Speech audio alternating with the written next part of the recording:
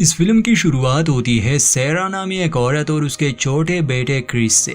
सेरा की क्या कहानी है वो तो बाद में जानेंगे, मगर कुछ हफ्ते हो चुके हैं कि वो एक आयरिश गांव में रहने आई है। टाउन में ही उसे एक एंटीक शॉप में नौकरी मिल चुकी है। आज के दिन छुट्टी थी तो सेरा अपने बेटे क्रिस को एक पार्क में ले आई थी।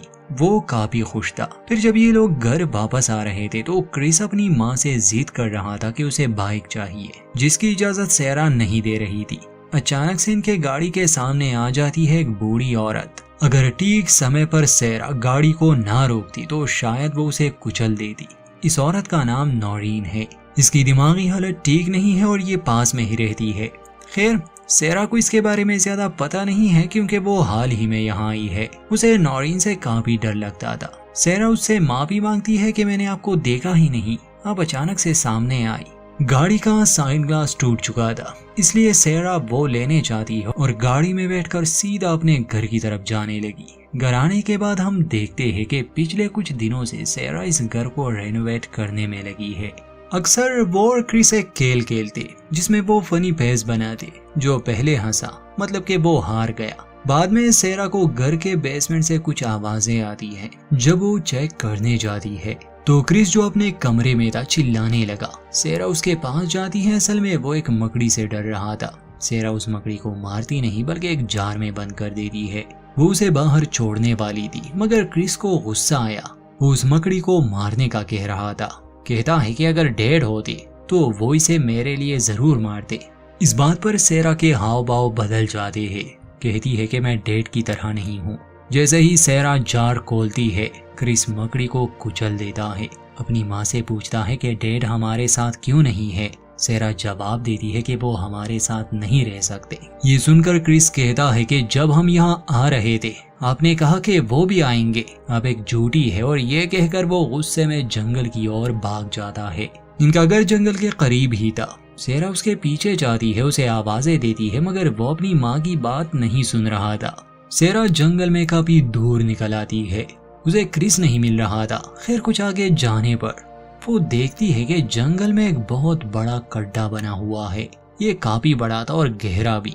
सेरा को काफी हैरानी होती है। वो वहीं खड़ी थी, उसे गौर से देख रही थी।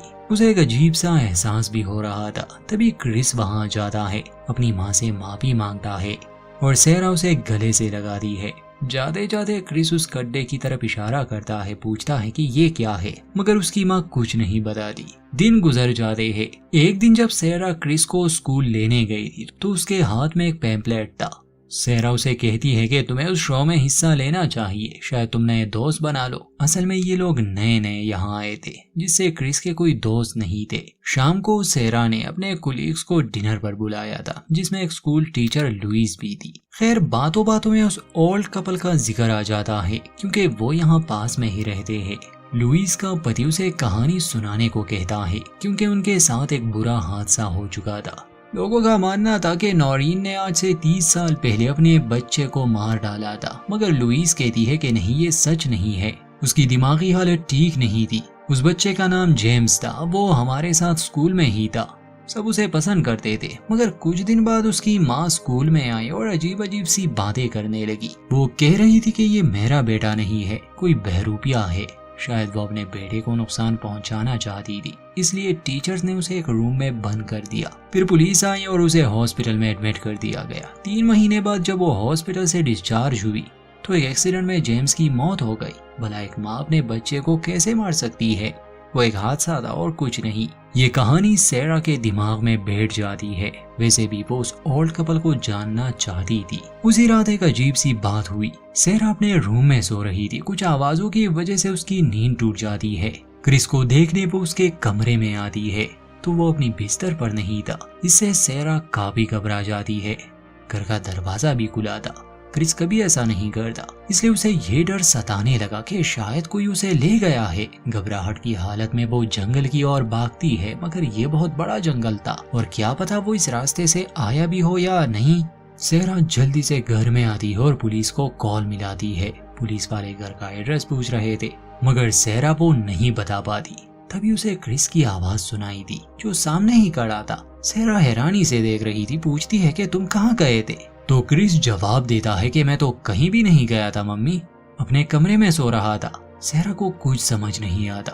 अगली सुबह वो एक डॉक्टर को घर बुलाती है जो सेरा का चेकअप करता है, क्योंकि अब उसे ऐसा महसूस हो रहा था जैसे वो ये हेल्यूसिनेट कर रही है। सेरा के सर पर चोट का एक निशान भी था। डॉक्टर जब उसके बारे में पूछता है तो वो उस चोट का कारण एक कार एक्सीडेंट बताती है। खैर, डॉक्टर उसे कुछ दवाइयाँ लिख देता है और ये भी कहता है कि ये इतनी स्ट्रॉन्ग नहीं है। इस हादसे के बाद सेरा के लिए चीजें बदलने वाली है, क्योंकि उसे अब अपने ही दिमाग पर शक होने लगा था। अगली सुबह वो देखती है कि क्रिस उसके लिए फूल लाया है। सेरा उसे कहती है कि मैंने तुम्हें मना किया था ना कि बाहर मत जाना। इस पर क्रिस कहता है कि माफ करना मम्मी, मैं तो आपको सरप्राइज देना चाहता था। स्कूल के बाद जब वो घर आ रहे थे तो एक बार फिर से इनके सामने वो ओल्ड लेडी नॉरीन आ जाती है। सेरा गाड़ी से नीचे उतरती है और उसे कहती है कि क्या आप सड़क से हट जाएंगी ताकि हम जा सके। इतने में ब्रैडी यानी उसके पति आते हैं जो सेरा से माफी मांगते हैं। वो नॉरीन को घर ले जाने वाला था, मगर वो बस क्रिस को ही घूरे जा रही थी। अचानक वो उसकी तरफ भागती है। यही बात वो दोहरा रही थी कि ये तुम्हारा बेटा नहीं है। फिर वो अपना सर विंडो पर मारने लगी। ब्रैडी जल्दी से आता है और उसे शांत करने की कोशिश करता है। नॉरीन का ये पागलपन देखकर सेरा डर जाती है और सीधा अपने घर चली जाती है, मगर फिर भी उसे पछतावा सा हो रहा था जैसे उसने उनके साथ बदतमीजी की हो। अगले दिन वो उनके घर जाने का फैसला करती है ताकि वो ब्रैडी से माफी मांग सके। क्रिस को वो गाड़ी में ही रहने का कहती है और जैसे ही वो उनके घर जाने वाली थी, गार्डन में ही उसे नॉरीन की लाश मिली, जिसका सर जमीन में गाड़ दिया गया था और पक्षी उसे खा रहे थे। इसके बाद सीन पूछताछ पर शिफ्ट होता है, क्योंकि सेरा ने ही उस लाश को पहले देखा था। बयान देते समय उसे ऐसा महसूस होने लगा जैसे क्रिस, जो कि एक पुलिस वाले के साथ पंजा लड़ा रहा था, वो काफी शक्तिशाली बन गया है और वो उस पुलिस वाले का हाथ तोड़ देता है। खैर, ये सिर्फ उसका वहम था। हकीकत में वो पुलिस वाला ठीक था, मगर यहाँ सेरा के दिमाग ने एक अजीब से सोच को जन्म दिया। अगले दिन वो नॉरीन के फ्यूनरल पर जाती है। ब्रैडी से माफी मांगती है कि ये सब हुआ।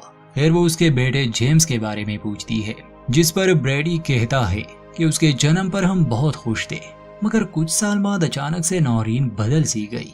वो मुझसे कहती थी कि ये हमारा बेटा नहीं है, कोई और है, कोई बहरूपिया, मगर मुझे कभी ऐसा नहीं लगा। वो कहती थी कि ये परख सिर्फ एक माँ ही पहचान सकती है। कुछ महीनों के लिए उसे हॉस्पिटल में रखा गया और फिर एक कार एक्सीडेंट की वजह से जेम्स मारा गया। वो कार असल में मेरी ही थी। अब ब्रैडी ये बात खुलकर तो नहीं बताता कि क्या उसकी पत्नी ने अपने बेटे की जान ली या वो बस एक हादसा था, मगर अब सेरा के लिए चीजें बदलने वाली है। और ये तब होता है जब वो एक दिन जंगल में जॉगिंग पर निकली थी। उसे अपने बेटे का एक खिलौना मिल जाता है, क्योंकि उस रात जब सेरा को ऐसा लगा जैसे वो घर में नहीं है और उसने कहा भी था कि वो तो कभी बाहर निकला ही नहीं, तो ये खिलौना यहाँ कैसे आया? इसका मतलब कि वो झूठ बोल रहा था। नाश्ते के समय वो क्रिस से पूछती है कि तुम जंगल में गए थे या नहीं। वो जवाब देता है कि नहीं। इस पर सेरा को गुस्सा आता है। वो उसे एक खिलौना दिखाती है कि अगर तुम नहीं गए थे तो ये खिलौना वहाँ कैसे पहुँचा। बार बार वो ये सवाल पूछ रही थी, जिस पर क्रिस भड़क जाता है। वो एक भारी भरकम टेबल को उसकी तरफ धकेल देता है, जो किसी बच्चे की बस की बात तो बिल्कुल नहीं थी। इस हरकत की वजह से क्रिस काफी उदास हो जाता है, अपनी माँ से माफी भी मांगता है, मगर सेरा का शक अब धीरे धीरे यकीन में बदल रहा था कि शायद जेम्स की तरह ये भी कोई बहरूपिया है। पूरी रात वो इसी बारे में सोच रही थी। रात को जब वो उसके कमरे के करीब से गुजर रही थी, उसे आवाज सुनाई दी। वो दरवाजे के नीचे से देखने की कोशिश करती, मगर उसे कुछ दिखाई नहीं देता। जैसे ही वो दरवाजा खोलती है, ये देखकर तो उसके होश उड़ जाते हैं कि क्रिस मकड़ियाँ खा रहा है। अगले दिन वो डॉक्टर को बुलाती है, मगर डॉक्टर कहता है कि ये केस नॉर्मल है। अक्सर बच्चे अनजाने में ऐसी अजीब सी चीजें खा लेते हैं। मगर अब सेरा को ये लगने लगा था कि ये उसका असली बेटा है ही नहीं, ये कोई बहरूपिया है। पता नहीं ये क्या चीज है।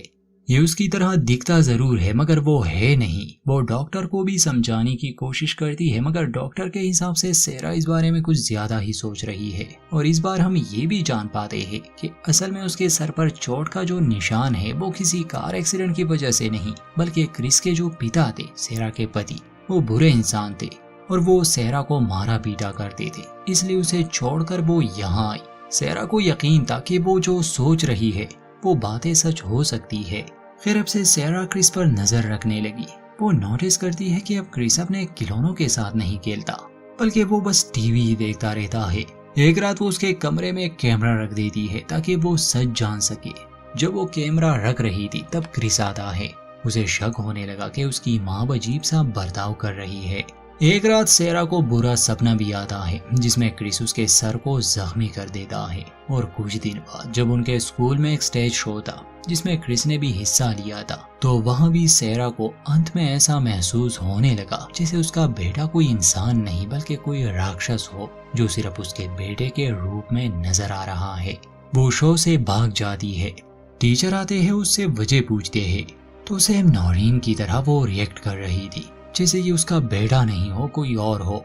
घर पर जो फुटेज उसने ली थी वो तो हमें नहीं दिखाई जाती, मगर जब सेरा उसे देखती है तो वो काफी घबरा गई। वही कैमरा लिए वो ब्रैडी से मिलती है और उसे बताती है कि मुझे ऐसा लग रहा है जैसे मेरा बेटा भी कोई बहरूपिया हो, शायद आपकी पत्नी पागल नहीं थी, वो सच कह रही थी। इस बात पर ब्रैडी को गुस्सा आता है कि ऐसा कुछ नहीं था। तो सेरा पूछती है कि फिर वो बार बार क्रिस को ऐसा क्यों कह रही थी कि ये तुम्हारा बेटा नहीं है। ब्रैडी उसका कैमरा तोड़ देता है। सेरा पूछती है कि अगर मैं पागल हूँ तो आप मुझे पागल कहे, मैं समझ जाऊंगी। मगर ब्रैडी ना तो उसे पागल कहता है ना अपनी पत्नी को। उसके जाने के बाद सेरा उस कैमरा को उठा लेती है। इतने में क्रिस आता है और अपनी माँ से पूछता है कि कल आप मुझसे भाग क्यों रही थी, जिस पर सेरा जवाब देती है कि मेरी तबीयत ठीक नहीं थी। क्रिस कहता है कि दोबारा आप ऐसा ना करना, मुझे डर लगता है कहीं मैं अकेले ना रह जाऊं। सेरा कहती है कि मैं ऐसा नहीं करूंगी। फिर वो उसे गाना देती है, मगर गाने में उसने नशे की दवा मिला दी थी। तो जब क्रिस उस गाने को गा लेता है, जैसे कि शुरू में दिखाया गया था कि वो और क्रिस अक्सर एक खेल खेलते थे, इस बार जब सेरा वो खेल खेलने को कहती है तो क्रिस को कुछ भी याद नहीं था, जिससे ये साबित हो जाता है कि असल में ये उसका बेटा है ही नहीं, ये सच में बहरूपिया है और सेरा का असली बेटा तो कहीं और है। वो जिंदा है भी या नहीं इस बात का तो कोई अता पता ही नहीं। जब उसे पूरी तरह यकीन आ जाता है तो वो क्रिस से कहती है कि तुम मेरे बेटे नहीं हो। ये सुनकर उस बहरूपिये को गुस्सा आता है। वो सेरा को ऐसे घर में इधर उधर फेंकने लगा जैसे वो कोई हल्की सी चीज हो। उसे बेहोश करके वो बाहर बैकयार्ड में ले जाता है और उसका सर जमीन में गाड़ देता है। मगर थोड़ी ही देर में दवा का असर होने लगा जिससे वो बहरूपिया वहीं बेहोश हो गया। सेरा को होश आता है, वो अपना सर जमीन से निकाल लेती है और उस बहरूपिया को घर के बेसमेंट में बांध देती है। उसे याद आता है कि ब्रैडी के घर में बहुत से आईने हैं और जब उसने वजह पूछी थी उसने ये बताया था कि नौरीन का ये कहना था कि आईनों से उस राक्षस का पता चल जाता है, वो हर दिन मुझे आईने में देखती थी। तो सेरा एक आईना लेती है और जैसे ही वो उस बहरूपिया को देखने लगी तो उसे अपने बच्चे के बजाय एक राक्षस की झलक मिलती है। इस बात से वो काफी डर गई।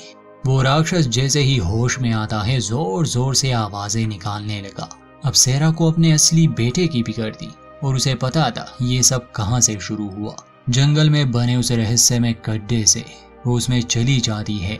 अंदर वो एक गुफा में पहुंच गई। रेंगते हुए वो आगे बढ़ रही थी जहां एक जगह उसे अपना बेटा बेहोश हालत में मिल जाता है।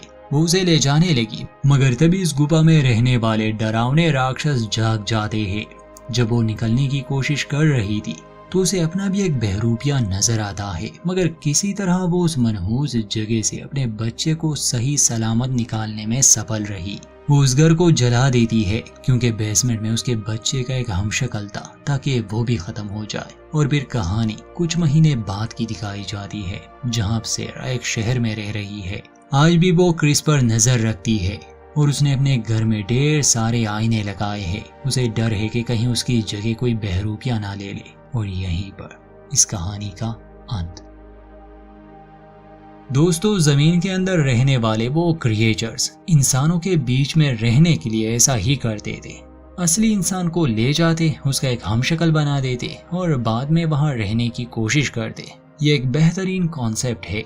मेरे हिसाब से तो इस पर एक पूरी सीरीज बनाई जा सकती है।